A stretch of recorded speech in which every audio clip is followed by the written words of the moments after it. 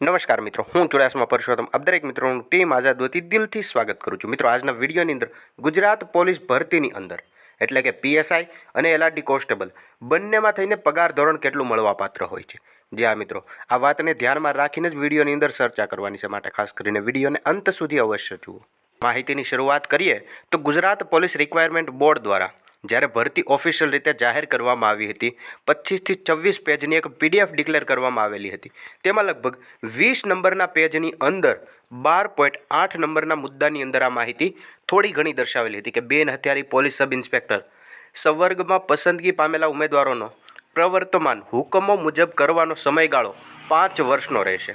આ સમય દરમિયાન માસિક 49,600ના એકત્રિત વેતન તેમજ સરકારશ્રીના જો કોઈ બીજા ભથ્થા નક્કી કરેલા હશે તો તે મુજબ વેતનથી ફિક્સ પગાર મળવાપાત્ર રહેશે અને કરારના સમયગાળા દરમિયાન સંતોષકારક રીતે જો તાલીમ અને નોકરી પૂર્ણ કરશે તો જે તે સંવર્ગના પગાર ધોરણમાં નિયમિત નિમણૂક આપવામાં આવશે। જે હા મિત્રો, એલઆરડી કોન્સ્ટેબલ 2021-22ની જે ઓફિશિયલી વેબસાઇટ છે તેમની અંદર પણ આ માહિતી 9/4/2024ના રોજ દર્શાવવામાં આવી હતી કે કેટલાક ઉમેદવાર મિત્રો પગાર ધોરણ વિશે જાણવા માગે છે, જેમની વિગતો નીચે મુજબ છે।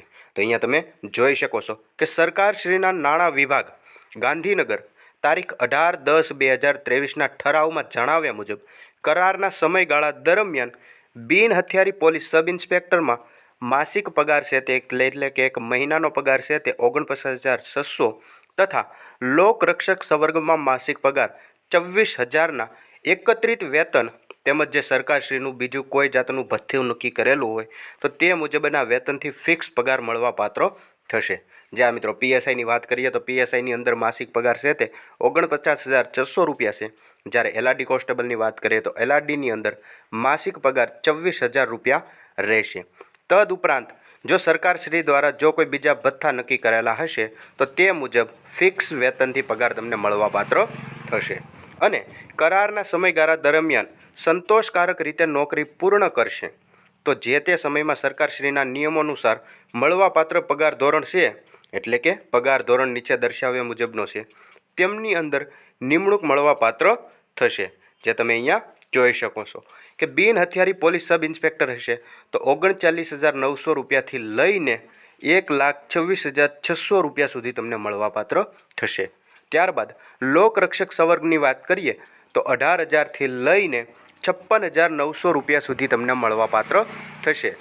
પણ આના માટે સરકારશ્રીના નિયમો અનુસાર મળવાપાત્ર જે પગાર ધોરણ છે તે નિયમિત નિમણૂક મળવાપાત્ર થશે। એટલે કે જે સરકારી નોકરી છે, જે પોલીસની નોકરી છે તે તમે તેમના કરારના સમયગાળા દરમિયાન સંતોષકારક રીતે નોકરી પૂર્ણ કરેલી હશે તો જ આ રીતનો પગાર મળવાપાત્ર થશે। નહીંતર જે માસિક પગાર છે તે તમે અહીંયા જોઈ શકો છો, પીએસઆઈ માટે 49,600 જ્યારે એલઆરડી માટે 24,000 રૂપિયા છે તે મળવાપાત્ર થશે। આવી રીતે ગુજરાત પોલીસ ભરતીની અંદર પીએસઆઈ તથા લોકરક્ષક સંવર્ગ મતલબ કે એલઆરડીની અંદર જે મળવાપાત્ર પગારો છે તેમને લગતી વિગત છે તે વિડીયોની અંદર ખાસ કવર કરી। માટે આવી નવી માહિતી જોતા રહેવા માટે હમણાં જ ચેનલને સબસ્ક્રાઈબ જરૂરથી કરી લેજો।